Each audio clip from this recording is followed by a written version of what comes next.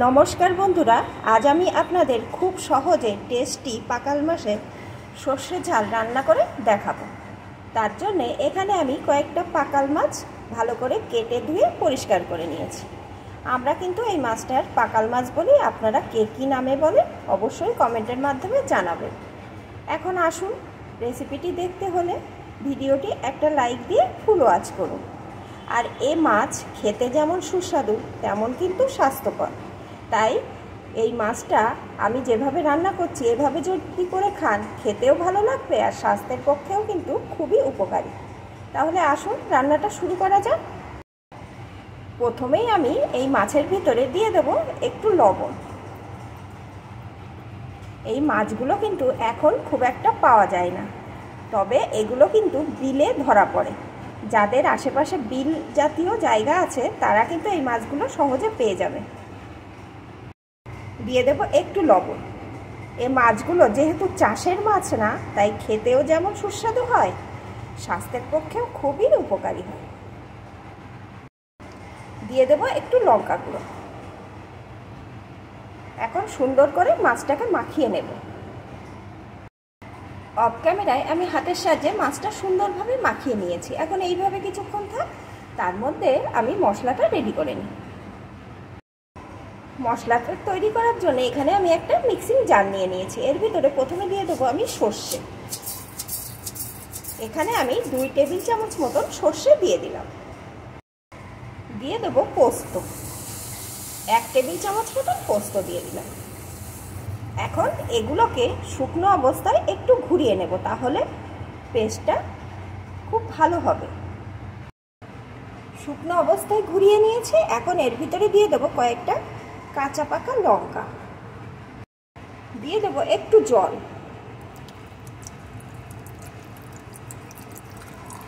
এখন সুন্দর করে একটা মসৃণ পেস্ট তৈরি করে নেব। এখানে সুন্দর করে আমার পেস্ট করে নেওয়া হয়ে গেছে। এখন এর ভিতরে আমি আরেকটু জল মিশিয়ে রেখে দেব।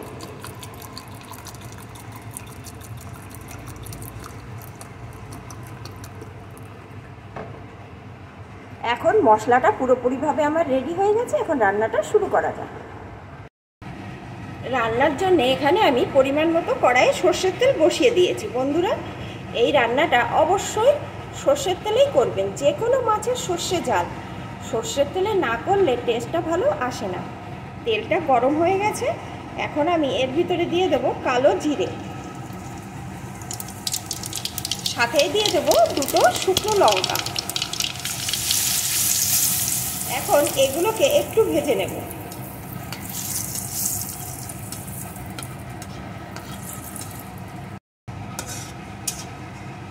ভালো করে ভেজে নিয়েছি, এদিকে একটা সুন্দর গন্ধ উঠে আসছে। এখন এই তেল থেকে আমি কিছুটা তেল তুলে রেখে দেব। এই কালো জিরে শুদ্ধ আর একটা লঙ্কা শুদ্ধ তেল কিছুটা আমি তুলে রেখে দেব। এই যে 1 চামচ মতন তেল আমি তুলে রেখে দিলাম। আর এই তেলের ভিতরে আমি ম্যারিনেট করা মাছগুলোকে দিয়ে দেব।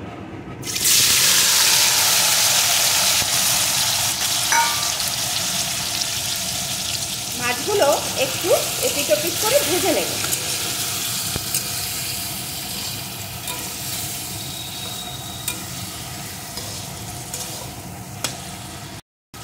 মাছগুলো আমি এপিট ওপিট একটু ভেজে নিয়েছি। এখন আমি যে সর্ষের পেস্টটা জলের সাথে গুলে রেখেছিলাম সেটাকে দিয়ে দেব।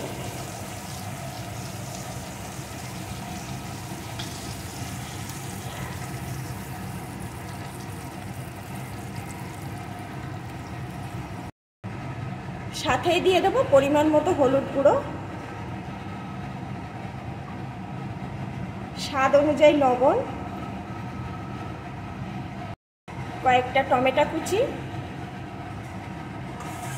কয়েকটা চেরা কাঁচা লঙ্কা। এখন একটু নাড়িয়ে নিয়ে কিছুক্ষণ জাল করে নেব। কিছুক্ষণ আমি রান্না করে নিলাম। এখন কিন্তু রান্নাটা আমার মোটামুটিভাবে রেডি হয়ে গেছে। এখন এর ভিতরে আমি যে চামচে করে তেলটা তুলে রেখেছিলাম ওই তেলটাকে এর সাথে মিশিয়ে দেব।